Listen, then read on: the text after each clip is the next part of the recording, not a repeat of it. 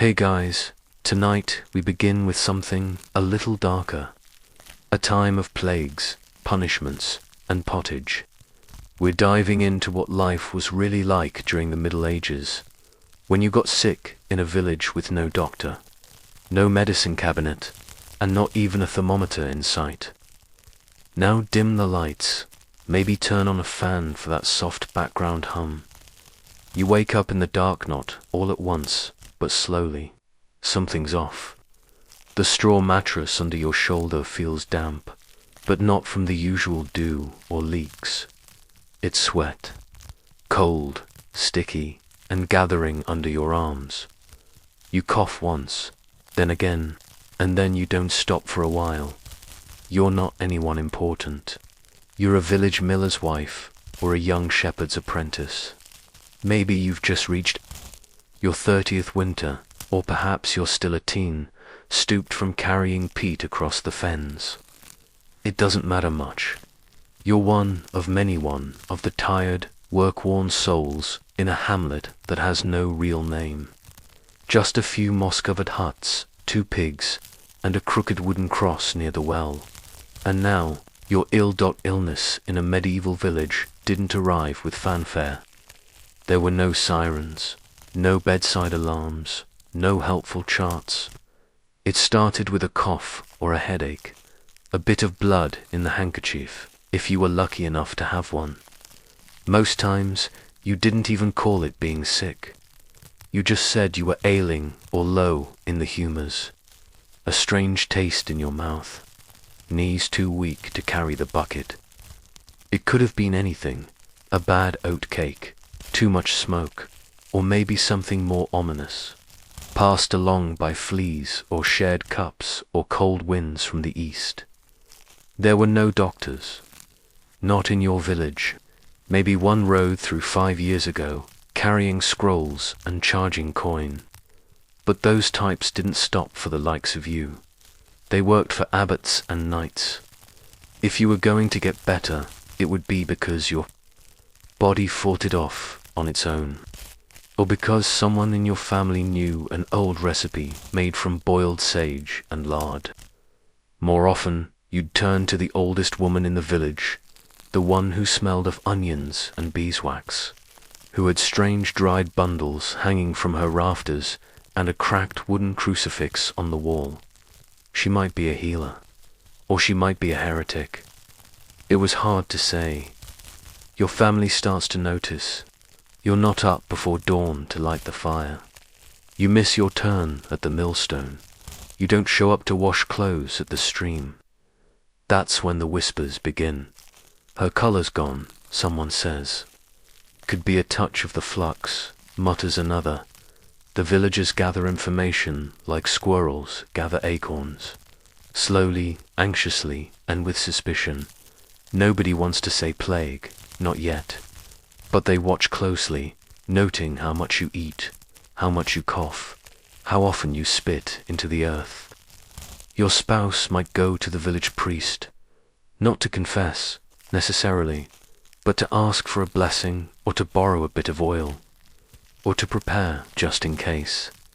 Sickness meant different things depending on who you were. If you were poor, and most people weren't, meant missing work. Missing work meant no bread, no kindling, no thread for repairs. A sick body meant idle hands, and idle hands meant the family starved faster. There were no paid sick days in medieval England. No charity unless the church took pity, and even then, pity came with rules. If you were a serf, you were still bound to the land. Technically, you couldn't leave, even to die. If your illness was short-lived, your lord might not notice. But if it dragged on, someone would knock on your doorphone, another villager, sent to fetch your day's labor, or to carry news back to the manor steward. There were records kept in some places. If you died, your name might end up in a parish ledger, if your name was worth remembering. Otherwise, you faded the way fog fades over the field quietly. Without drama, back in your hut, someone's brought you a bowl of pottage. Watery, with turnips and barley.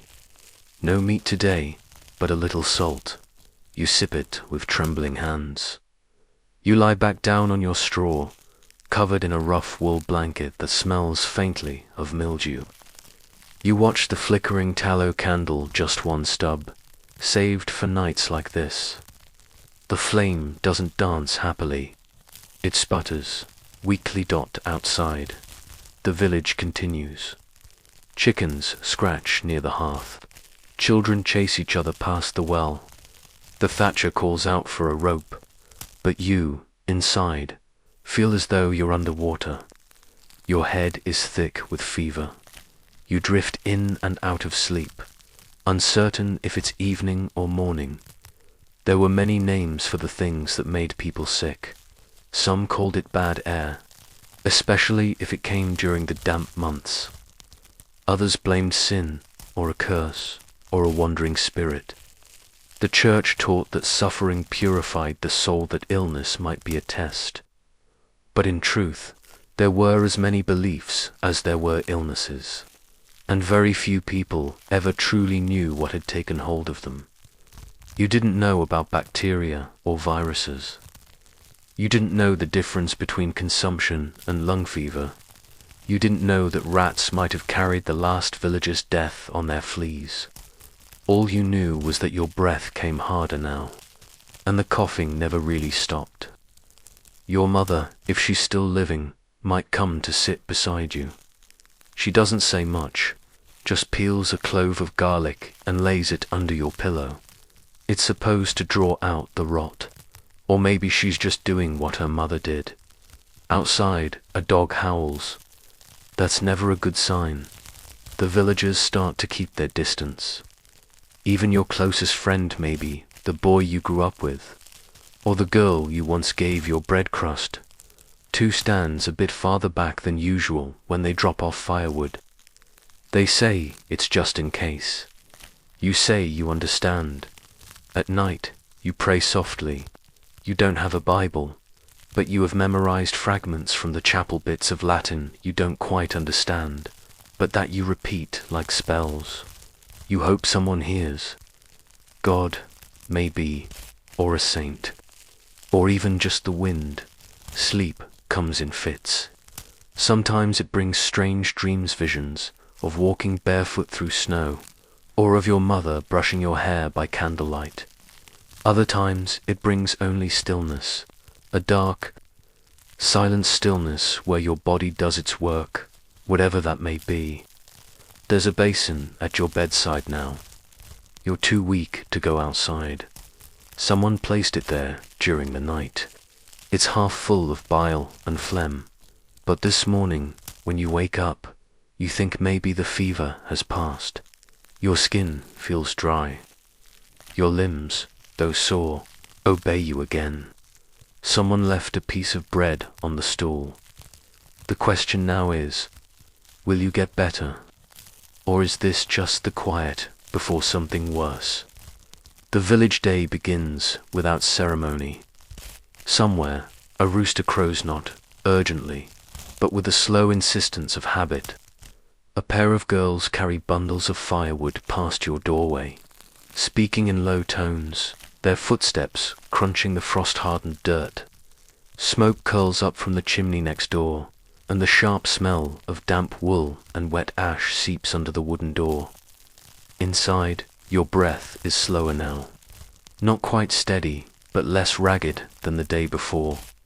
You sit upright with effort. Your bones feel hollowed out, like someone scooped the strength from inside you and left the outer shell behind. Still, you're not dead. Not yet. And in a medieval village, that's a kind of victory. Illness was never a singular event, was a process, one that wove itself through daily life, almost politely. It didn't often arrive as the villain in a grand tale, but rather like a familiar guest who overstayed, asking nothing but taking everything. Most villagers had no word for recovery as we understand it today. You were either up and about or you weren't, either useful or gone. Later that morning, the old woman comes to see you. The healer. She doesn't knock. She never does. She lets herself in, pulling back the cloth covering the entrance. Her hands are full of things. A bundle of dried herbs tied with rough twine, a jar of something cloudy, and a cloth damp with vinegar. She speaks softly. She always does. Her voice is like worn linen frayed at the edges, but still holding. You don't know her name. No one does. They call her auntie or mother so-and-so, though she's mother to no one living. She smells of thyme and old milk. She doesn't ask if she can touch you. She places her hand on your forehead and mutters something not quite Latin, not quite English. She uncorks the jar, dabs her finger into it, and smears a cooling paste across your chest. The smell is sharp mustard and grease. It burns, just slightly. She tells you to drink a cup of nettle water. You do. It tastes like bitterness and boiled wood. Then she leaves without saying whether you'll live. These women existed on the edge of legitimacy. Some had learned their craft from mothers and grandmothers. Others picked it up by watching animals, by paying attention to plants, or by stealing. Knowledge from half-burned manuscripts no one else could read. Their tools were leaves, roots, oils, and prayers. Sometimes they helped, sometimes they didn't. There was no guarantee, but they were the closest thing to a doctor a village had. The church tolerated them barely, as long as they didn't claim too much. As long as their cures remained humble and their words didn't challenge the will of God. But every few years, word would spread of one being accused of sorcery, or tried by ordeal, or sent to live beyond the forest edge. Even still, people came to them, especially when they were desperate. Days pass in strange rhythms. Sometimes you sleep through the morning and wake in the dim grey light of early evening. Other times you lie awake through the night, tracing cracks in the ceiling beams, counting the number of drips from the leak in the corner. Someone, your sister, maybe sits with you during the afternoons. She brings boiled barley and half a boiled egg. She helps you to the privy if you can walk. If not, there's a chamber pot in the corner, which is emptied in silence. The village doesn't forget you, but it doesn't pause either. The thatcher continues his work. Children still toss pebbles. In the stream, a new calf is born. Someone's roof collapses in the night from rot. Someone else is caught stealing a loaf and is made to stand barefoot in the cold for 2 hours. Life goes on, as it always has, with or without you, and then, slowly, your mind clears. The fever recedes, like a tide pulling back from shore. One morning, you notice your mouth no longer tastes like metal. Your back no longer aches with every breath. You want food, real food, a crust of rye bread, an apple. Even turnips sound appealing. The old woman comes back. She looks you over and nods. She says nothing, just presses a dried sprig of marjoram into your hand. For strength, she says, the village priest visits to speaks gently, more gently than he does at Mass. He anoints your forehead with oil and mutters a blessing in Latin. Then he asks if you've confessed lately. You have, at least. You think you have. He reminds you of the soul's journey, of the narrow gate and the great judgment. But then he hands you a piece of sweetened bread, more sugar than you've tasted in a year, and says, "Eat this, for the body." Not everyone recovers. A boy in the next village over dies in his sleep. His mother places a candle at the chapel door. She doesn't cry, at least not in front of others. No one buries the dead right away in winter. The ground is too hard. His body is wrapped in cloth and stored in the empty grain hut. which now smells faintly of candle wax and rosemary. They'll bury him in March. You hear about him from your cousin, who passes through with a load of thatch. He mentions it offhandedly, like you might mention the weather. It was his chest, he says, rattling like a kettle for 3 days. You nod, you know the sound. Once you're strong enough to stand, you step outside. It's early, just after sunrise. Mist clings, low to the ground, and frost shines on every branch. The village is quiet, save for a single cart creaking in the distance. You take a few slow steps, your legs trembling. You've been in bed for days, maybe a week, maybe more. It's hard to know. You pass the old well. You run your fingers along the wooden post by the chapel. You feel the cold wind on your cheeks and let it sting your skin. And you realize you're still here. The healer was right, or the priest, or maybe just time and chance. In the medieval village, survival was a quiet miracle. No trumpets, no declarations, just a pair of hands lifting a bucket, a cough that fades instead of deepens, a meal that stays down. You're not fully well yet, but you're better than you were. Still, something lingers, a stiffness in your joints, a new way your chest wheezes when you sleep, a weakness in your knees that wasn't there before. You survived, but not untouched. Many who got sick in medieval villages didn't die outright, but they also didn't recover completely. They became slower, weaker, thinner. Their lives continued, but on a different path, one lined with new aches, reduced roles, quieter expectations. The question now is, what place will you return to once you're no longer ill, but not quite who you were? By the 3rd week, you're back on your feet. Not fully, not with your old strength, but enough to walk to the stream, to light your own fire, to wash your own face. The skin under your eyes is hollow, your arms are thinner, and your breath still catches when you stoop, but people nod when they see you again. That nod means more than any doctor's approval. It means, we thought you might not come back, but you did. There's no celebration. No get well soon greetings. This isn't that kind of world. But someone leaves half a loaf near your doorstep. Someone else offers to trade 2 eggs for a pot of broth. And the thatcher whom you barely know says nothing when you take 5 minutes to rest. You're back halfway through, collecting kindling. That's village compassion.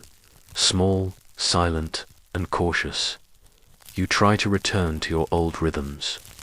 But it's strange, everything feels one step removed. Like walking through your own life, wearing someone else's shoes. You go to the chapel, kneel in the same place you always have. But now the carved saints seem to look at you differently.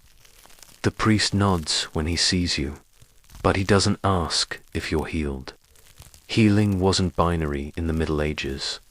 You didn't either get better or die. Most people did a bit of both. Some part of you didn't return from that fever. You don't know which part yet, but it's missing what happens next. Depends on who you are. If you're young, people expect you to bounce back. If you're old, they quietly begin making plans for your absence. If you're in between 30-ish, with children to raise and tasks to finish, few push through, because no one else will do it for you. You notice that you've started eating more slowly. You stop working before your arms go numb. You sleep more, though never deeply. You used to have dreams. Lately you don't. Just flickers of light and shadow behind your eyes. Your spouse doesn't say much. They stir the pot of peas and barley. They patch the thatch, sharpen the scythe, tend the fire. They kiss you once, quickly, when no one is watching. In some places, People would leave offerings after an illness, a crust of bread on a chapel step, a coin in a stone hollow, a tiny wax figure of their own body burned at a shrine so the pain might melt away. You don't do that. There are no shrines in your village, but you begin to carry a small, smooth stone in your pocket. You don't remember where you picked it up, but it comforts you. One night, the healer visits again. She doesn't bring herbs this time. Just a bit of cloth she leaves folded on your table. When you unfold it, you see it's been stitched with something, a sun, maybe, or a wheel, or just a spiral. It's not beautiful, but it's something. You sew it into the inside of your cloak. You never thank her directly. No one ever does. The season turns. Spring comes like it always does. Not suddenly, but by 1,000 small signs.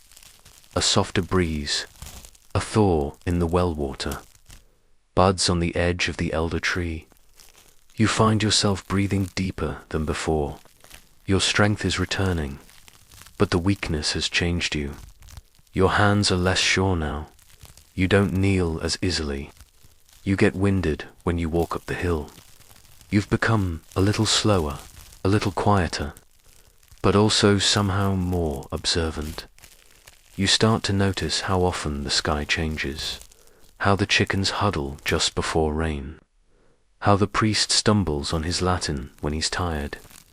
You see the sadness in the healer's eyes when she walks home, alone at dusk. It's like your illness gave you a different kind of sight. Then comes the part no one likes to talk about, the return of duty. Your family needs food. The garden needs turning. The Lord's steward comes by and reminds you, gently but firmly, that your quota must be met this season. There is no allowance for your episode. You're not special. You were just sick. Now you're not. Now you owe work, so you return. To it, you gather wood. You patch fences. You spin thread until your fingers ache. You do it all without complaint, because complaint has no place here. In a world where everyone is close to the edge, sympathy has limits. Still, people remember. They let you rest 5 minutes longer. They help you carry the pail. Someone even brings you a fig, once dried and leathery, but still sweet. You chew it slowly, watching the steam rise from the thatched rooftops in the early evening light. That summer, another illness comes through lighter this time. Just a cough and a few fevers. You help tend to the sick now. You sit beside the thatcher's daughter, who's taken to bed. You soak the cloth. You offer her warm broth. You hum softly, not even realizing you're doing it. She asks if she's going to die. You tell her, honestly, maybe, but maybe not. She doesn't cry. She just nods. Later, as you leave her hut, you realize those are the same words someone once said to you. Some things never come back. Your ability to lift a full pail of water, the strength in your left arm, your taste for garlic. Other things come back differently. Your laugh, your stride, your appetite for rain. You don't think of yourself as ill anymore. But you're not who you were before, either. You've joined a quiet brotherhood, one shared by every medieval soul who has ever lain feverish under a leaking roof, hearing the distant sounds of normal life continue without them. You don't talk about it much, but when others fall ill, you're the one who shows up first. You know how long the nights can feel when your breath comes in gasps, and your skin feels like fire and your dreams make no sense. And you know that sometimes the difference between life and death is the weight of a warm hand on a forehead, and the silent prayer that someone bothers to whisper even if no one's sure it works. So now you rise before the sun again, just like before. But you carry something unseen now, not a sickness, but a memory, a scar, and maybe just maybe a kind of quiet strength. And if you were to fall ill again, would you choose to fight it all over again, or would you let the candle burn out without a fuss? It begins with a faint cough in the nave. No one turns their head. The brother who coughs is old. His lungs have always rattled a little when he bends to tend the herbs, but the sound lingers in the vaulted silence, soft and dry like parchment, rubbed with dust. Outside, the bell tolls prime. Inside, the monastery breathes in unison. You rise with the others, your feet cold on the flagstones, your mind still lingering in that space between prayer and memory. Your work today is in the scriptorium, but before that, you must check the ledger, because someone died last night. No one cried out, no one woke the others, but the candle outside the infirmary was burned to its base by matins, and the brother who was meant to tend it is missing from Lourdes. You know what that means. You walk the corridor in silence. The infirmary is a long, narrow space, tucked between the outer wall and the herb garden. It smells faintly of vinegar and elderflower. 3 beds lie on one side, covered with linen too coarse to be comforting, and a thin line of frost has crept in through the shuttered windows. Brother Ordinus lies on the 3rd bed. His mouth is slightly open. Someone has already tied his chin, closed with a length of cloth, and crossed his hands over his chest. You never knew him well. He was a quiet presence in the garden and a steady hand during readings. But now he is a number, a date, a line in the ledger. Your line, the ledger, is kept in a wooden cupboard at the back of the infirmary. You open it slowly, mindful not to wake the other 2 brothers who are still breathing in sleepy of sleep it is. The book is thick, the pages stiff in the cold. Each entry is quiet, the script never changes. You don't sign your name, no one does, only the essentials are recorded. Date, name of brother, cause of passing if known, whether oil was used, whether confession was heard. You dip the quill, write the date, the name, leave the cause. Blanket was coughing, perhaps a fever, but no one knows for sure. A drop of ink falls. You blot it quickly. There's no room for error here. Then you mark, yes, beside oil, and yes, beside confession. He was prepared. Later that morning, you find yourself standing in the herb garden. Not for leisure, for records. The death of a brother means certain plants must be gathered. Rosemary for remembrance. Bay leaves to burn. Rue, always rue. The master of the herbarium tells you what to collect in a tone as flat as ash. You bend to cut the rue. It stings your fingers. You don't wear gloves. No one does, but you notice the red line it leaves. Across your palm, the sting lingers longer than you'd expect. Maybe that's fitting.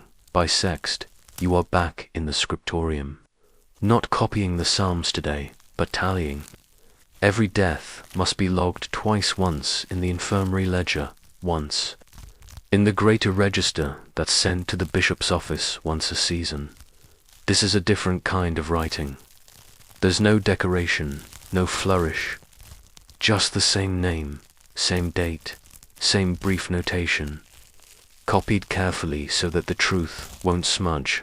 As you write, you realize something. No one will remember what Brother Ordinus said during readings, or what stories he told at the fire on cold nights, or how he laughed if he laughed. The only thing preserved is this: he lived, he died, he received the rites, and now the monastery continues. At none, you eat barley soup. There is less of it than usual.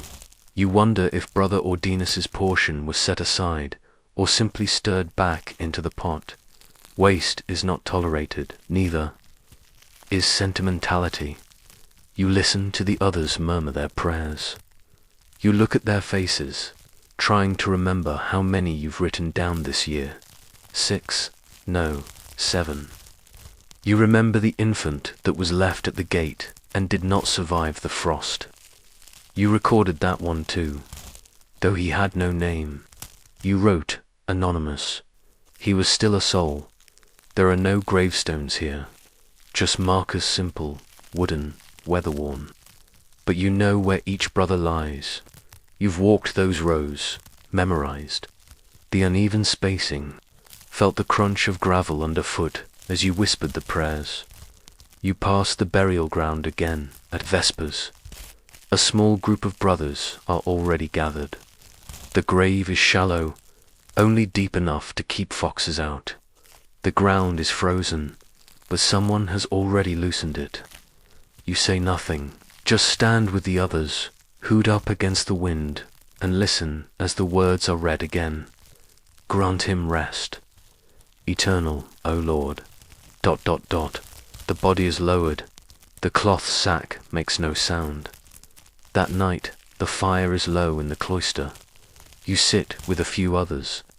The prior says nothing. He pokes the fire once, then again, and then leaves. You stay behind, the glow of the embers reflecting off the page in your lap. Not the ledger, now something else. A copy of the rule. You flip to a familiar line. Let the dead be remembered. With prayer, not indulgence. You close the book. The night is quiet. Too quiet. You feel, suddenly, that you are surrounded by a kind of invisible company. Not ghost snot, in the terrifying sense, but the memory of all those entries, all those hands, all those fevers and final breaths. You were the one who wrote them down, and that means something, even if no one else ever reads the names again. But how many names will the ledger hold before the winter ends? And how many more will be written in your hand before someone else writes yours? The next death came 3 days later. It wasn't a surprise. The brother in the bed nearest the window had been murmuring nonsense for nearly 2 days, prayers tangled with old hymns. The names of saints and long-gone cousins tumbling together in a soft, slurred litany. His brow never cooled, even under cloths soaked in vinegar and yarrow. And by the time you lit the candle at matins, it was only a matter of waiting. You kept the oil near the door. The confession had already been whispered the evening before. That morning, the cold in the infirmary had teeth. The frost hadn't only crept in through the shutters, had settled into the bedding. You touched his wrist and knew at once. No need to look for breath. You fetched the ledger, the same steps, the same careful pen, the same cold ink. Date. Name, cause of passing. Oil, confession. The name was Brother Septius. He had grown his... In summer, he had sung out of tune at Lord's. None of that went in the book. Later, you returned to the scriptorium. The room was warm with candlelight and breath, but there was no talk. Not during plague season. Illness had a way of changing everything even. The rhythm of the monastery. Meals were quieter. Tasks were reassigned more often. The prior walked slower, looked thinner, and the herb master, once so meticulous in his labels, had started keeping bunches of herbs untagged, simply tied with bits of string. No one needed to ask what they were for. Rue, again, horehound, yarrow, and feverfew, if any could still be. Found under the hoarfrost, you paused at the corner of the scriptorium where a different kind of book sat. The book of great numbers. You weren't its main keeper, brother. Petronius handled that, but you assisted when needed. This volume didn't record individual deaths. It tracked mortality, month by month, year by year. You opened to the page for this year, and you saw it, a small black cross in the margin beside. December, there were 5 crosses now. Each cross marked a death. You added the 6th. Then you paused. There was still half the month left. Later that day, you helped carry Brother Savitius to the burial ground. No carts this time. He was light, the fever having eaten what the winter hadn't. The grave had already been dug. Shallow again, the dirt frozen hard at the bottom. You noticed that the rows were beginning to curve slightly, the straight lines bending where space ran thin. You wondered what would happen if too many more died this season. Would you reuse graves, bury brothers to a hole, or simply carry them to the woods and pray no wolves found the cloth bundles? The prior didn't say. That night, you were asked to bring a page of the infirmary ledger to the prior's cell. He wanted to send a report to the bishop. You carried the page carefully brittle with cold, waited with names and passed it to him with your head low. He read it in silence.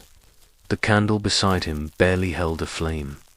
When he looked up, he didn't speak of the names, or the deaths, or the rising counts. He only said, "You've kept the ink consistent." "That's good." You blinked, nodded. Left in the corridor, your breath clouded the air in front of you like fog.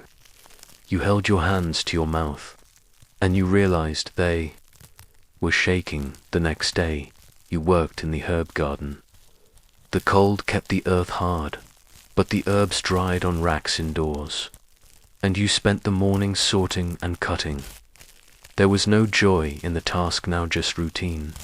Chamomile for sleep, angelica for stomach cramps, aconite, but only for the desperate. You watched as the herb master sorted out the aconite and crushed the dried root into a fine powder. He placed it in a pouch and set it on the farthest shelf. You didn't ask who it was for, but he murmured anyway, as if to no one, "Sometimes it's not about healing." Then he walked away. In the afternoons, when light was best, you helped Brother Petronius update the book of great numbers. Not the death count this time. The sick list. Names were recorded in pencil first, then ink if the illness lingered 3 days, then crossed out either with a small R for recovery, or with a thin, black line. You noticed the lines were increasing. You also noticed how gently Petronius handled the pages, as if they, too, could be bruised. His hands shook sometimes. Not from illness, he wasn't ill. Not yet, but from something quieter. You asked him once, "Do you remember all the names?" He didn't look up. "I try not to, at Compline," someone coughed. Not the old, rattling kind. A younger cough. Dry, surprised even. You looked up, a novice, pale, sweating. No one spoke. The prior motioned to the infirmary. That night, you dreamed of the ledger. Not the book itself, but the act of writing. Names appearing on parchment faster than you could form the letters. Ink running like water. Pages turning endlessly. Every line filled with a date and a name and a cause that only read fever. You woke before matins. The candle had burned. Lo, the fire had gone out, and for a moment the silence in the cloister felt unbearable. The novice died at dawn. No confession, no oil.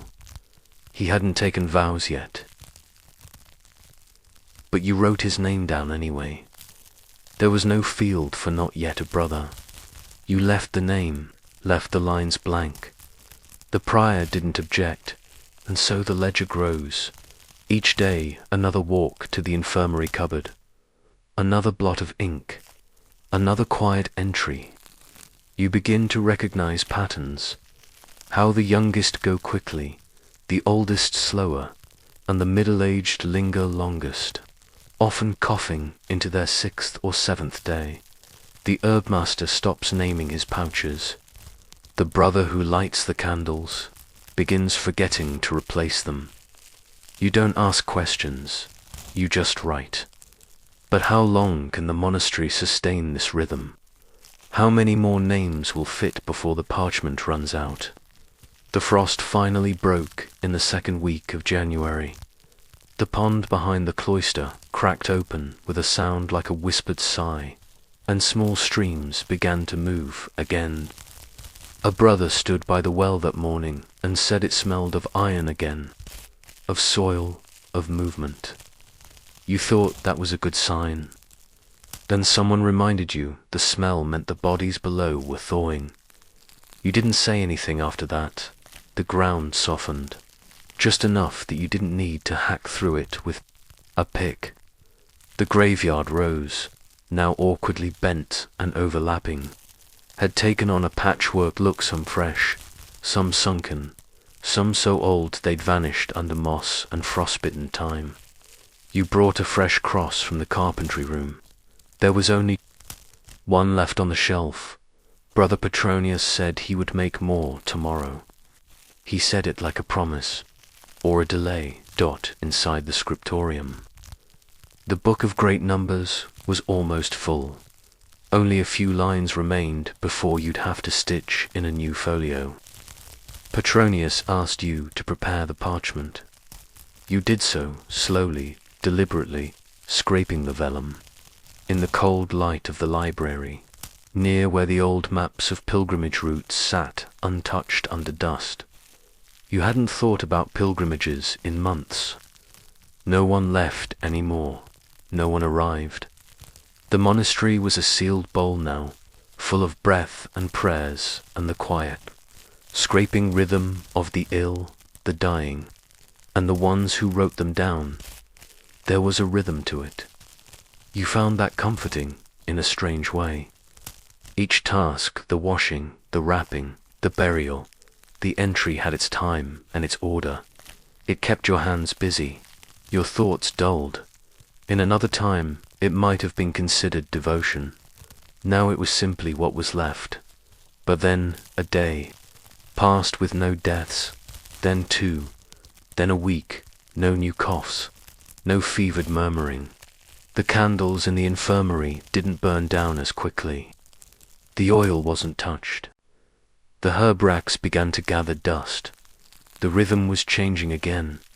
In the warming light of late morning, you helped move the surviving brothers into the cloister garden. Not many of them, 9, perhaps 10. The prior sat with his hands clasped and his eyes closed. Petronius read aloud from a psalm, and the novice who had once coughed and then recovered, Brother Edric, now pruned a frozen rose bush with shears that seemed too large for his thin hands. It was quiet, not the tense quiet of waiting, the tired quiet of what comes after. You returned to the ledger that afternoon, opened it to the last entry, inked in a final name.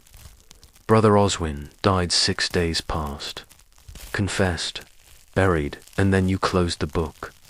There were still a few blank lines left, but something in your chest said, not yet, maybe not for a while. You didn't shelve the book. You wrapped it in a cloth and placed it in the scriptorium's wooden chest beside the old volumes of sermons and copied letters. You left it facing upward, just in case. Spring came late, but when it did, the monastery smelled of wet stone, turned earth, and old wax. The novices cleared the graveyard paths. The herb master planted tiny green shoots where the aconite had. Once grown, you spotted calendula, maybe even some lavender, that felt brave. The prior smiled once, near the well. He looked thinner than ever, but lighter too, like a man carrying only the memory of a weight. On the first truly warm day, a traveller arrived. Dusty, sunburned, half mad with thirst. He asked for bread and water, then a place to kneel. You led him to the chapel, and you noticed how he stared at the empty benches. You didn't tell him why so many seats were empty now. You didn't need to. He knelt in the dust and prayed anyway. Afterward, he handed you a letter from the bishop. You broke the seal. Read slowly. The bishop asked for a report, not just on the deaths, on the survivors, on the garden, on the faith of the place. You folded the letter, set it aside, and opened the ledger. Not the one with the black ink and the death tallies. A fresh one, blank. You dipped the pen, wrote, "In the second week after Frost's retreat, the living resumed the chant." Then you paused, looked out the window, heard bees, faint but real. You smiled, just a little, and wrote on, in the end, what was left. A handful of survivors, a rebuilt herb bed, and a stack of parchment bearing the names of those who had come and gone without fanfare.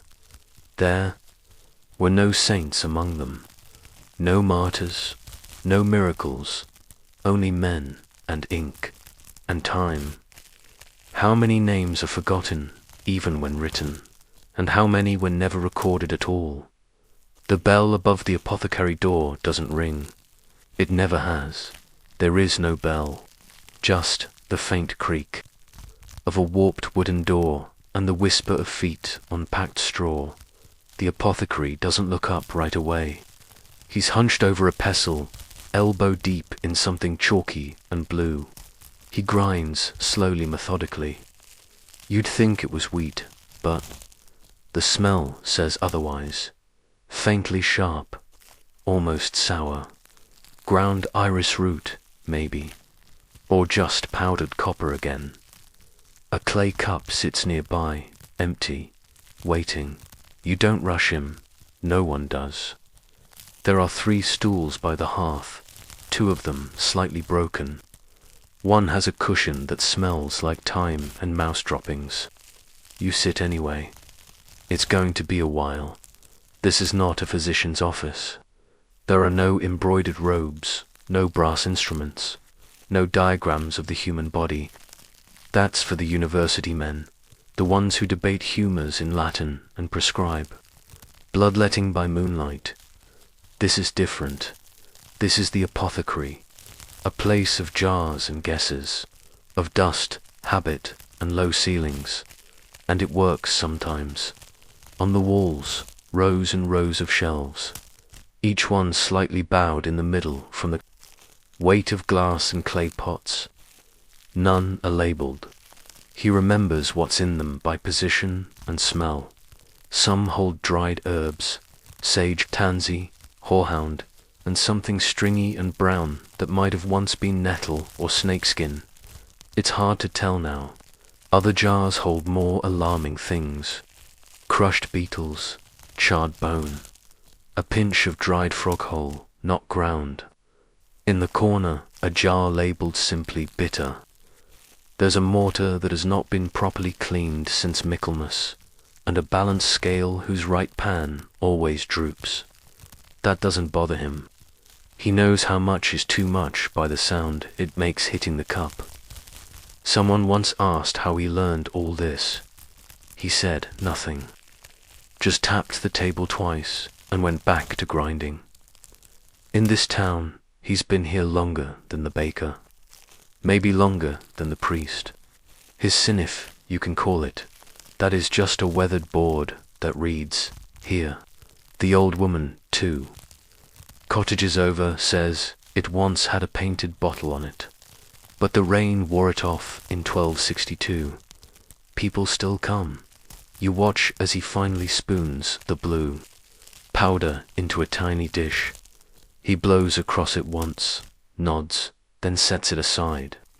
He picks up something else, a length of licorice root, or maybe dried angelican, and begins scraping at it with a small, bone-handled knife. He still hasn't spoken, but then he never speaks, until he's finished thinking. When your turn finally comes, he looks up with cloudy eyes and says, simply, cold or cough. You blink, then you answer, cough, but mostly at night, sore chest, no fever. He grunts, shuffles to the shelf, grabs 3 jars, smells 2, tastes one.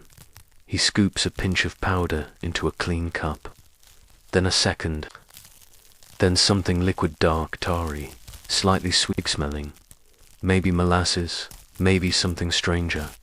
Drink at dusk, he says, then another at midnight. Don't eat onions. You nod, though you don't know why. He moves on. A woman comes in with her son. The boy has lice again. The apothecary doesn't seem annoyed, but he does sigh through his nose. He opens a jar that smells like vinegar and rosemary, pours it into a gourd cup, and wraps it in cloth. He tells her to apply it with a goose feather. She leaves 3 copper coins, and half a roll of yesterday's bread. He says nothing, but takes the bread and places it on the counter beside a pile of withered apples. In the back room, if you could call it, that there's a shelf of scrolls, all half-written and curling from damp. They hold recipes. Some are clear, for belly. Worms, crushed walnut with honey, taken in morning light. Others are scribbled notes in a code even he struggles to read. Some mention stars, some mention blood. One simply says, "Don't mix these again." Outside, the village is small and muddy. Chickens wander freely. The blacksmiths forge puffs occasionally, but mostly the town is quiet. Just smoke from chimneys, the occasional cough, and the shuffling of feet on old snow. But inside this shop, time is slower, sleepier. A man enters, bent at the waist, complaining of dreams. He says the spirits have taken up residence in his knees. The apothecary hands him dried valerian, tells him to boil it with wine, not strong wine, mild. The man nods like he understands, but probably doesn't. That's fine, he'll drink it. Anyway, on Tuesdays, the apothecary rests. Not truly rests. He still rearranges shelves, dries herbs, scribbles notes, but he won't serve customers. He leaves a sign on the door, closed for balancers. No one knows what that means. Some think he weighs his soul on Tuesdays. Others think it's bookkeeping. One boy swears he heard singing from the chimney on a Tuesday afternoon, but no one believes him. Evenings are the busiest time. That's when the bruisers show up from falls in the field, when the shepherds stumble in after too much ale, asking for something to settle the sheep in the head, when mothers bring in infants with teething pains, or young girls with stomach cramps they won't explain. The apothecary doesn't pry, just hands out sage oil, or a sprig of mugwort, or a jar with something the color of mustard and the smell of regret. He always says, use half, save the rest. Some listen, some don't. He keeps no apprentice. He once had one, years ago, a boy with quick hands and a sharper tongue. He left during Lent and never came back. The old man never said his name again, but the corner where the boy used to grind cloves still has a slight indentation. Once in a while, you catch him looking at it, only for a moment. Then he turns back to the scales. By lamplight, the shop takes on another life. The jars look darker, the powders more mysterious. The man's face, lit from beneath by the hearth, seems both older and calmer, like someone who has seen too much, but learned to forget just enough. You sip the mixture he gave you. Bitter at first, then warm. You don't cough. You think maybe it's working, or maybe you're just tired. Does he know what he's doing? Or is it all memory, routine, and chance? The door doesn't always open for customers. Sometimes it opens for the village priest. Not with a problem to fix those he takes to the bishop when they're too stubborn, but with a slow question and a coin he rubs too much between his fingers. Other times, it opens for a bailiff with a sour stomach and guilt on his breath, or a widow carrying a basket of eggshells and hawthorn berries, asking for something to help her sleep through dreams that don't feel like dreams. The apothecary treats them all the same. He never offers comfort, just cups and powders. His comfort is in dosage, not words. There's a quiet religion in how he works. Each morning, long before the town rooster remembers his job, he lights the hearth and sets his cups in a half circle on the table. There, not washed so much as wiped. He believes too much water ruins the soul of a vessel. Then he climbs the narrow steps to the roof hatch. Not much more than a hole with a shutter and checks the drying rack. Bundles of nettle, yarrow, and lavender dangle like sleeping bats. A cracked bowl collects the night's dew.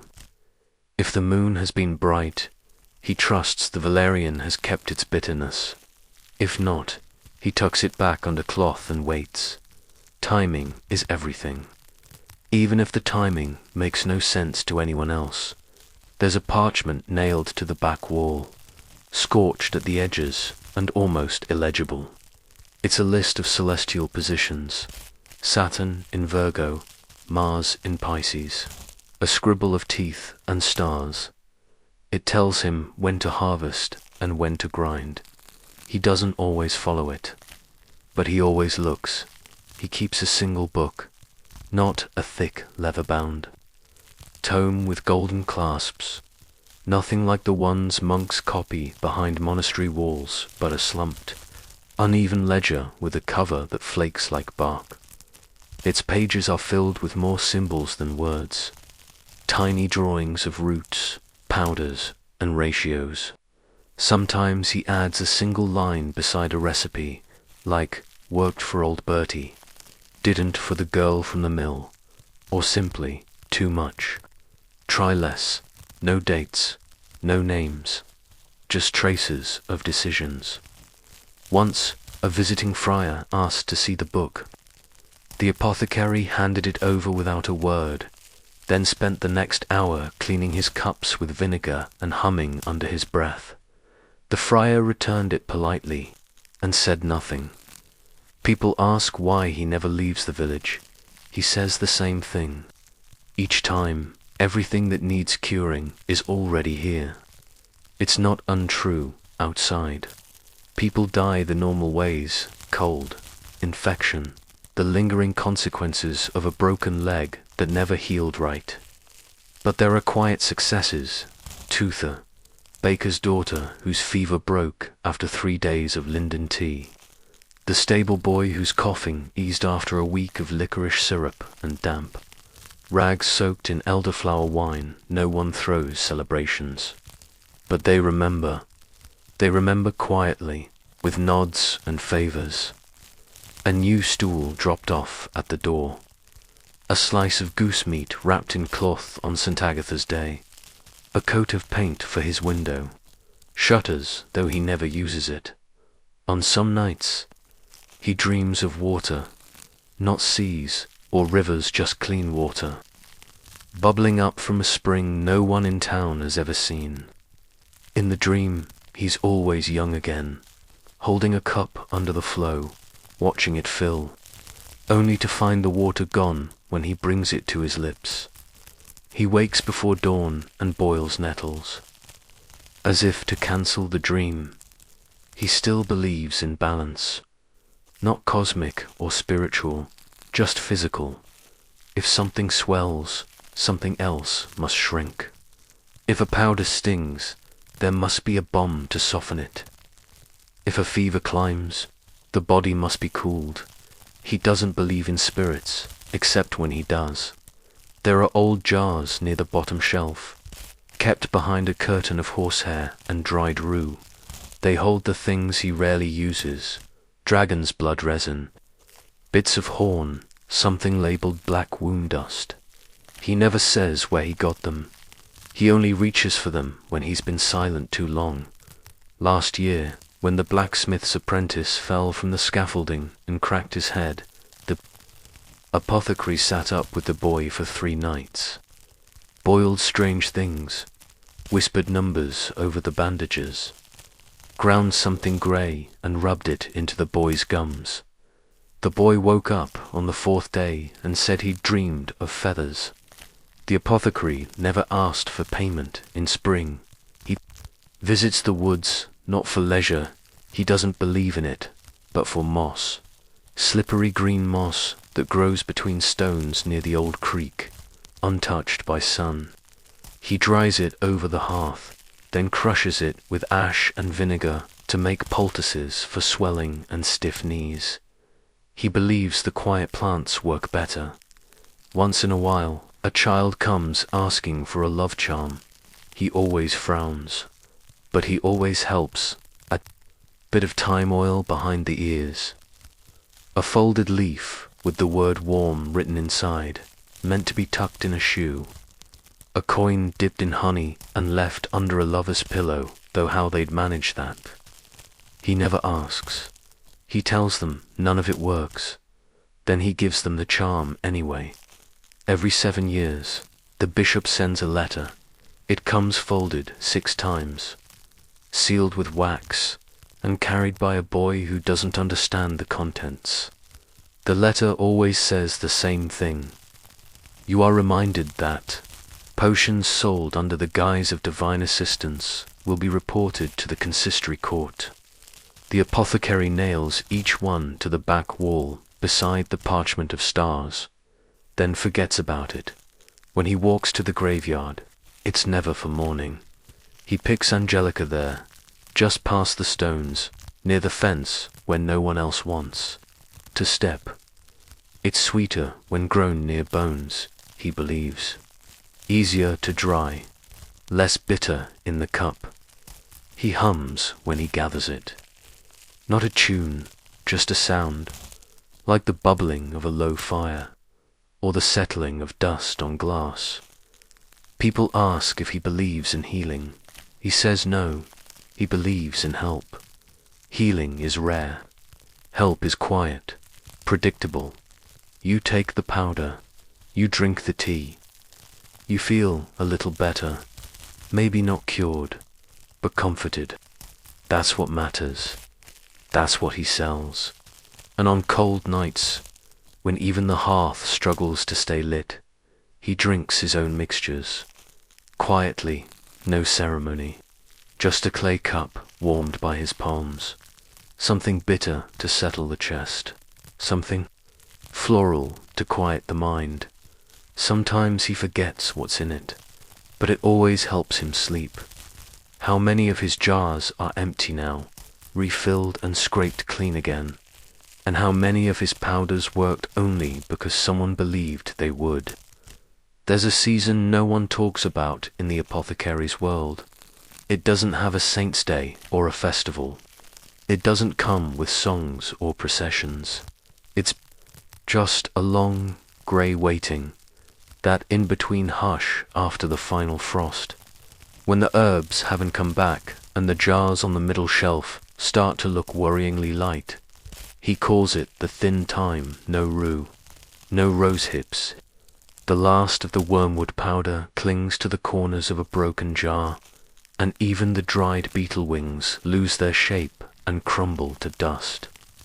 The bees are still quiet, the moss stubbornly frozen, the air damp but not generous. It's the season of improvising, of making something out of nearly nothing. A villager arrives with a daughter who's coughing. Not the deep, wet cough of fever, but a dry, endless tickle that keeps her from sleeping. The girl is pale but curious, her eyes scanning every jar. On the shelf, she doesn't seem afraid, just tired. The apothecary looks at his dwindling stores and mutters, "Too early."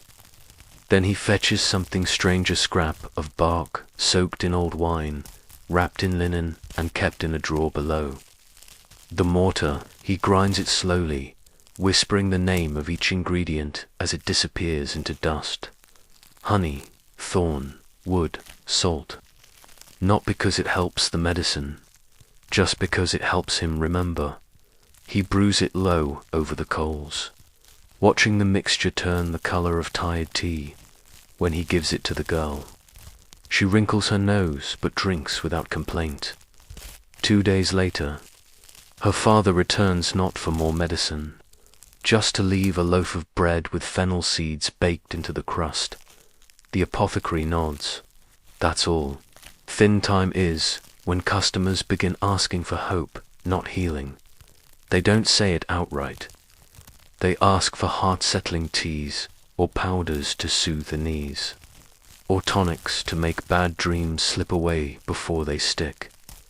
But he knows what they really mean. They want to know someone is still measuring, still mixing, that someone is watching. The scales and jars and keeping track of the invisible things, that someone still believes the body can be persuaded, little by little, to return to itself. In the corner of the shop stands a tall cabinet, locked with a pin and a string. Inside are the recipes he's sworn never to use unless the thin time turns truly cruel. Spells written in code. Salves with ingredients no longer sold in the daylight. One even calls for the ash of parchment burned on a feast day, which he's never been able to bring himself to make. He checks the cabinet every morning, just opens the door, looks at the scrolls, and shuts it again. It's not superstition. It's memory management. Once, a traveling merchant passed through the village with a wagon full of dried oranges, goat fat, and resin cubes, the color of firelight. The apothecary traded 3 jars of elderflower oil for a single bundle of myrrh wrapped in silk. He still hasn't used it. It sits at the top of the shelf, behind a wooden comb and a lump of beeswax. Every now and then he presses it to his nose, closes his eyes, and says, "Not yet, not yet." He's not always alone in the shop. There's a boy who sweeps, or tries to. Mostly he stirs dust into new places, but he watches carefully. He's memorized the jars from left to right, knows not to touch the pot with the red string around the handle, knows when to duck when the apothecary says behind. He's not an apprentice. There's been no ceremony, but he's learning. One day, the apothecary lets him choose a herb. To dry, the boy picks lemon bambi 'cause it smells like waking up. The town has changed. Slowly, softly, new roof tiles on the cooper's house, a second bench outside the chapel, a schoolroom that's sometimes open, sometimes not. But the apothecary's shop hasn't changed. Not really. The shelves sag in the same places. The jars still wear the same crooked labels. The table creaks. In the same key when leaned on. He likes it that way. Time should be noticeable, not erased. A woman comes in asking for something to ease her mother's fear of dying. Not pain, she says, that part's manageable, just the fear. The restless nights, the whispers about doors opening where no door has ever been. The apothecary gives her a bundle wrapped in dark cloth.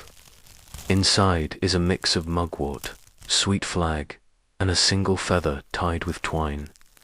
When she asks what it will do, he only says, "Let her sleep like she's already remembered everything she meant to." The woman doesn't cry. She just holds the bundle close and leaves. Sometimes, the apothecary wonders what it would have been like to join the monks. He could have worked in their herbarium, written in the margins of other men's texts, lit candles, not just for warmth, but for prayer. But then he remembers. Monks write things that must be remembered. He writes things meant to be used, forgotten, swept up in ash and replaced. And that's better, once every few years. Someone tries to open a second apothecary in the village. They arrive with shiny jars, bright herbs, and promises. They stay a season, maybe two. Then their firewood runs out. Their patience runs thin. Their mixtures don't hold, and they leave. The apothecary doesn't gloat. He just lets the wind clean their shutter hooks. Eventually, moss reclaims the roof, and the village forgets. He has one ritual no one knows about. When a mixture works, particularly well when a fever breaks suddenly, or a child's fits stop in their sleep, he adds a pebble to a jar by the window. It's not for record keeping, just wait. He likes the sound they make when he shifts the jar, heavy but hopeful. He's not afraid of death, not out of courage, just from long exposure. Death, to him, is a measure of time, of when a mixture was taken, of when a root was picked, of how long the body tried, and what little bit of help it allowed in. Sometimes he says goodbye to patients long before they go. Other times, he's surprised by who survives. He never guesses aloud. The boy asks one day, "How do you know what works?" The apothecary shrugs. "You try, then you try again. Is that it? That's it." He knows someday his hands will shake too much to measure, that he'll forget which powder cools the blood and which one heats it, that a mixture will slip from his fingers and he'll stand there, blinking, not knowing why it mattered. When that time comes, he hopes the boy will be watching, not to stop it, just to know it's time. There's a jar he's never opened. It's sealed with wax and string, tucked behind the rest, hidden behind the rosemary and the dusty rhubarb leaves. It has no label, no note, just a date scratched in crooked letters. He doesn't remember writing it, but he keeps it anyway, because some mixtures are made for things we don't understand yet, and maybe never will.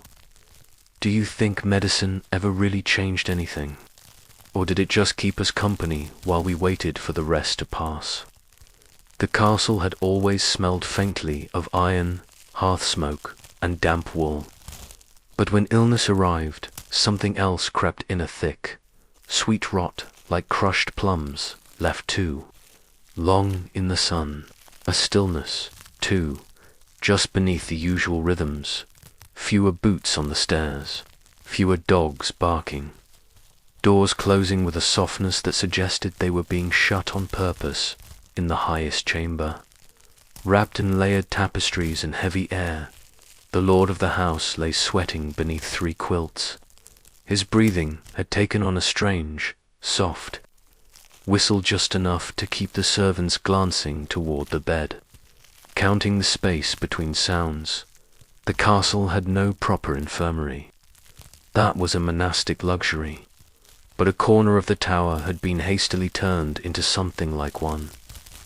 Rushes changed daily, incense burned in a brass dish, a small book of psalms placed near the headboard, even though he hadn't spoken in 2 days. They called it swamp fever, though no one really knew what that meant. It came after long rains, after the river swelled and left little standing pools near the grain storage. It came with flies, but no visible wound. One day a man might yawn a little too often, or rest his hand on the banister too long, and 2 days later he would sweat through his linen and speak only in questions. Still, a nobleman could not be left to suffer unremarked.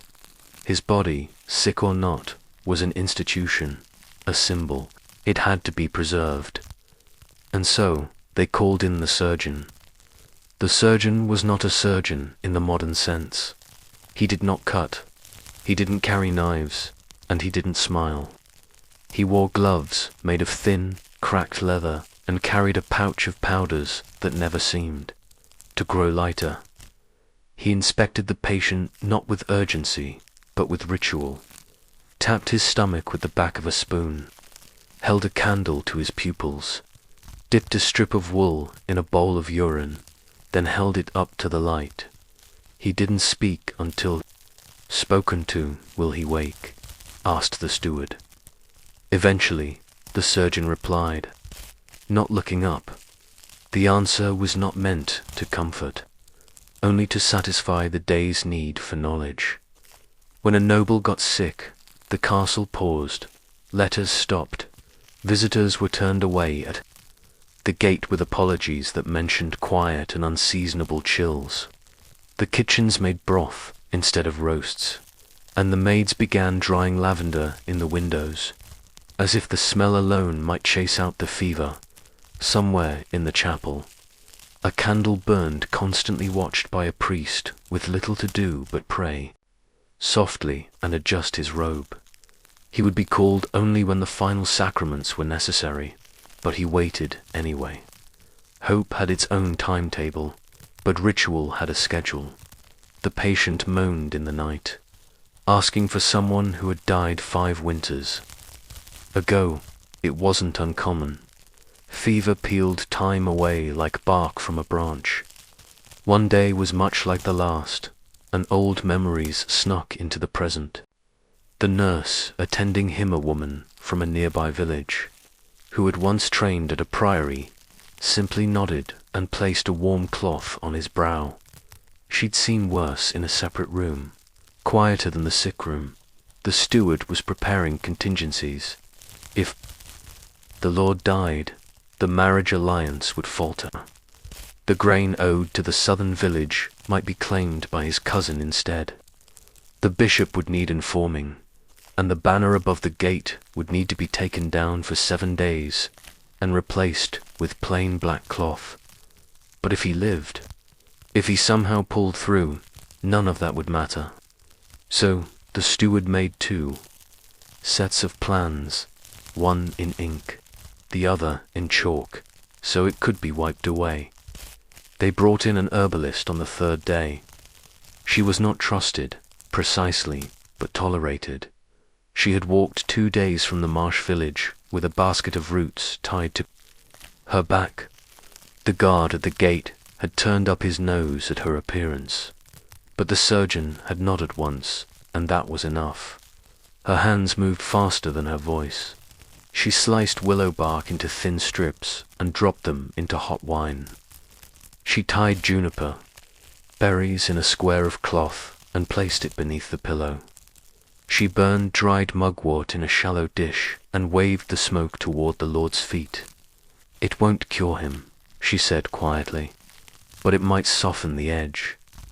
No one said the word death, not yet. But when the Lord's youngest son was brought to the sickroom and asked to sit quietly, just for a little while, people began to sense it. He sat with his legs swinging off the stool, holding his father's hand without being told. He didn't understand fever, only quiet, and the way the grown-ups whispered. That night, the nurse found him asleep beside the bed. She didn't move him, just laid a blanket over his shoulders and returned to her seat. The 4th night was the worst. The fever spiked, and the Lord's chest rose and fell in great wheezing gasps. His fingers twitched like a man casting dice. The herbalist whispered to herself in a dialect no one else recognized. The surgeon watched the pulse in his neck with a detached sort of interest, like he was studying an animal he didn't quite expect to live. But at some point, just before dawn, the Lord fell into a deeper sleep. The sweat stopped. The breathing steadied. The nurse placed 2 fingers at his wrist and waited. Still alive. There would be no celebrations. Not yet. The fever often returned on the 6th or 7th day, worse than before. The castle remained silent, but the herbalist slept, finally, with her head against the stone wall, and the steward removed the chalk from the table outside. The rain had stopped. The pools of water near the stables had begun to shrink, and the flies were fewer. The dog barked once and was hushed Inside, the candle in the chapel burned on. How much care was real, and how much was theatre? Did any of it matter to the fever itself?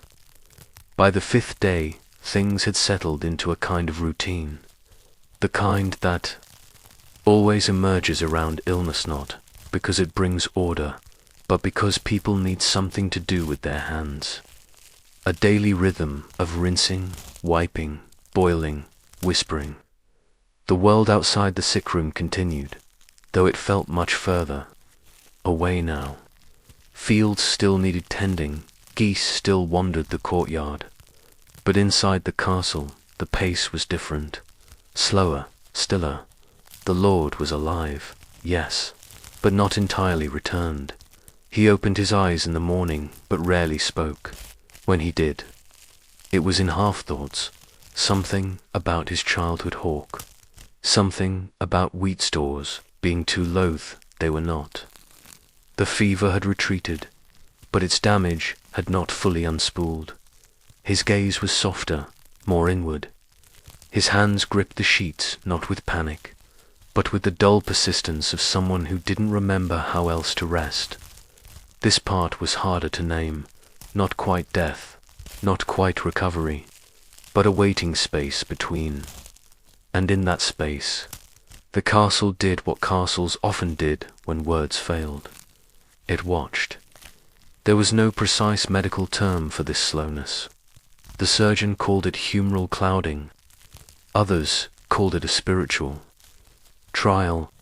The priest, still stationed near the chapel, began composing a brief prayer to Saint Sebastian for clarity of the mind. He would recite it twice a day, as much for himself as for the patient. There had once been a time too, perhaps 3 decades before, when the court physician might have called it melancholia, a dryness of the brain, a draining of black bile, leaving the spirit unmoored. But that physician was long buried now, and the current surgeon was more concerned with measuring than naming. He noted the Lord's lack of appetite, his diminished strength, his occasional disoriented muttering, then tucked the notes away in his ledger. The nurse, the one who stayed by the bedside day and night, called it the after fever. She had seen it many times, in abbots, in old nuns, in tired midwives and children who had once played in fields and then simply didn't anymore. Still, the routines continued, because they had to. At sunrise, the small brazier was lit to chase off. The damp, warm wine was mixed with crushed cloves and carried in a pewter cup to the bedside. Not that the Lord would drink it, but the act of offering mattered, a kind of quiet choreography. At mid-morning, his linens were changed, the old ones taken down the narrow stairwell to be boiled in the courtyard cauldron.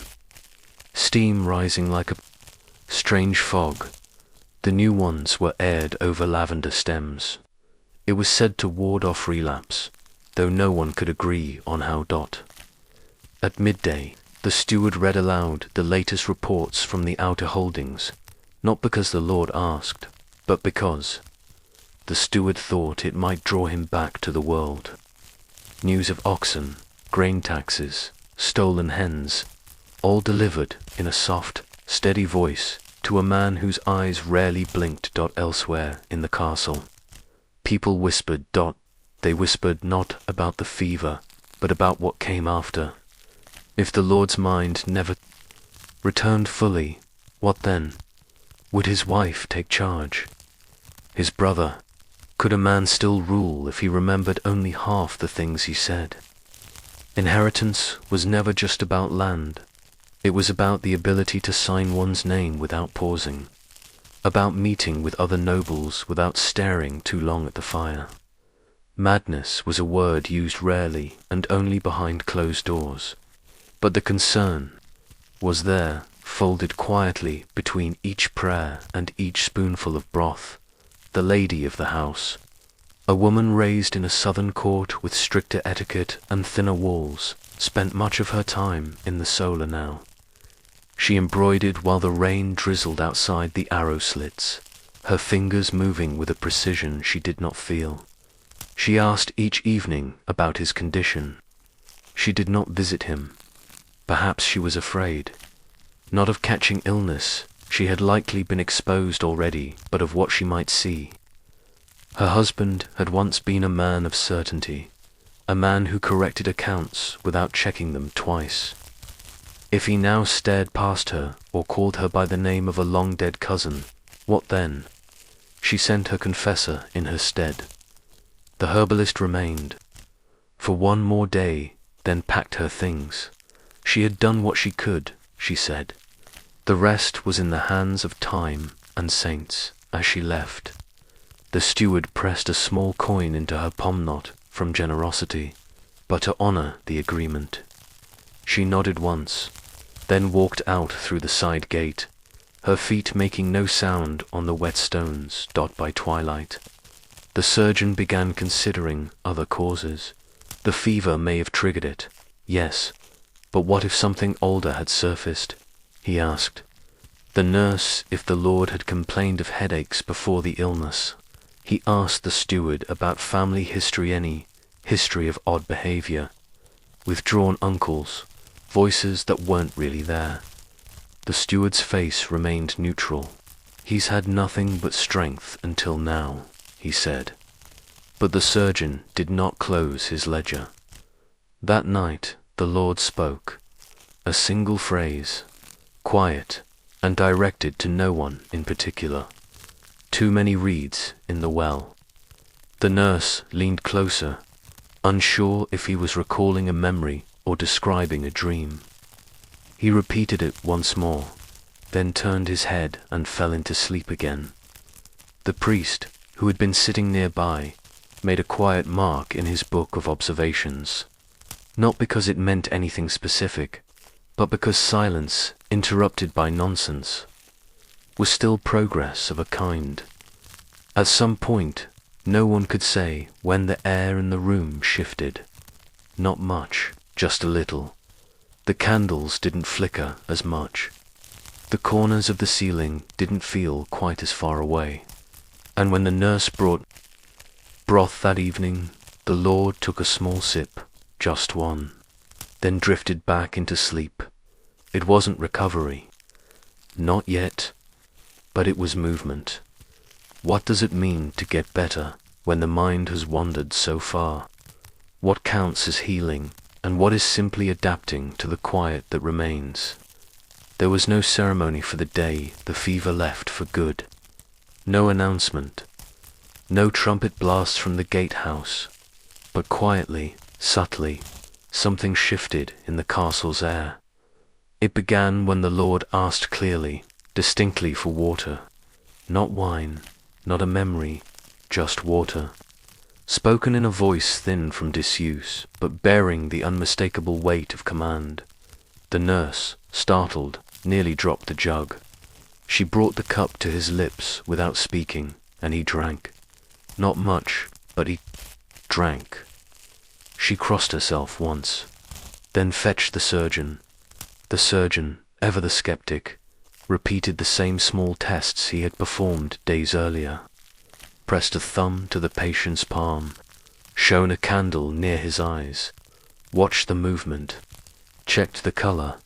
He's returned, he said at last. Mostly, that word, mostly hung in the room for the rest of the day, like steam from a cooling bath. It was not a promise, but it was more than hope.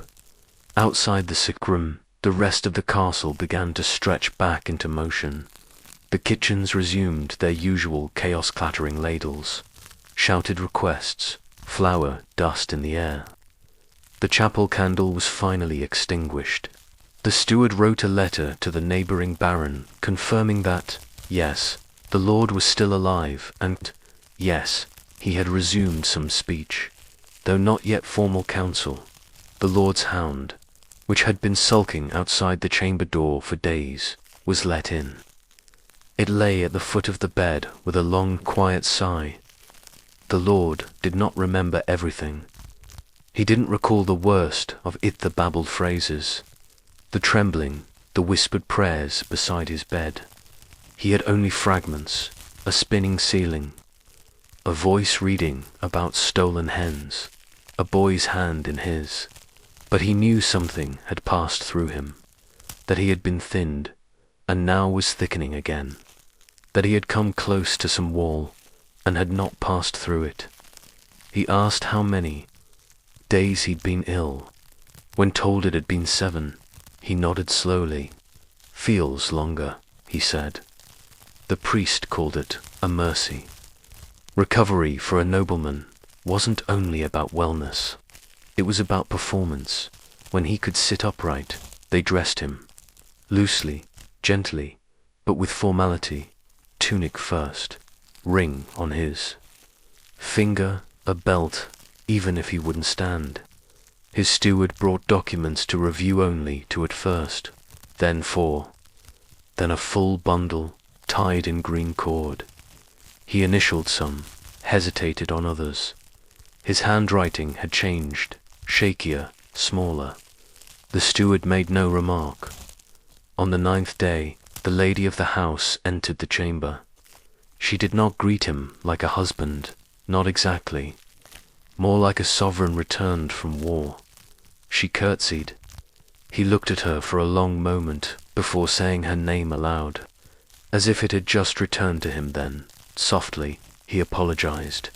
She did not ask for what in the weeks that followed he improved.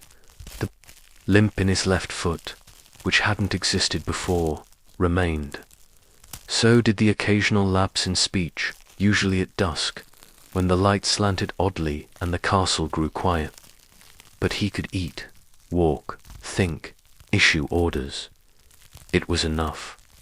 Downstairs, in the scriptorium near the chapel, the steward entered the final notations into the year's household account.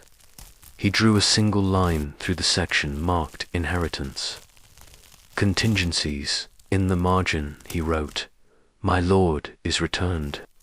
Then closed the book, but something in the castle had changed. Not visibly, but deeply. The walls, for instance, no longer seemed merely structural. They felt like watchers, listeners.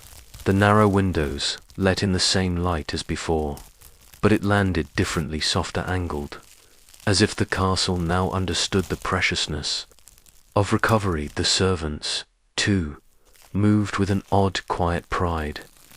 They had witnessed the noblest thing a noble could do, linger on the edge of death, and not fall in. One evening, the Lord walked alone through the garden, slowly, leaning slightly on a carved walking stick. He paused near the rosemary hedge and closed his eyes. The scent seemed familiar. Anchoring Dot, the nurse, watching from a window above, smiled. She had steeped his bathwater in rosemary on the 6th day. He'd been too far gone to notice then, but the body remembered. In the end, no one spoke much about the illness itself. It was not forgotten, but it was folded into the greater narrative. Of survival, the castle had held. The walls had stood. The lineage remained intact. The Lord returned to his seat at the great hall table, thinner than before, quieter but present. When a guest arrived weeks later and inquired after his health, the steward replied, he weathered it as stone weathers storm. That was all. But in some quiet corner, beneath the rushes or tucked into the folds of a book of psalms, the memory of the fever still lay coiled, not as a warning, but as a reminder that even in stone-built castles, life flickers, and that healing is not the absence of illness, but the slow, halting return to meaning. How much of a person can be changed by illness before they are someone new? And how quietly does a castle learn to carry those changes like creaks in its timbers?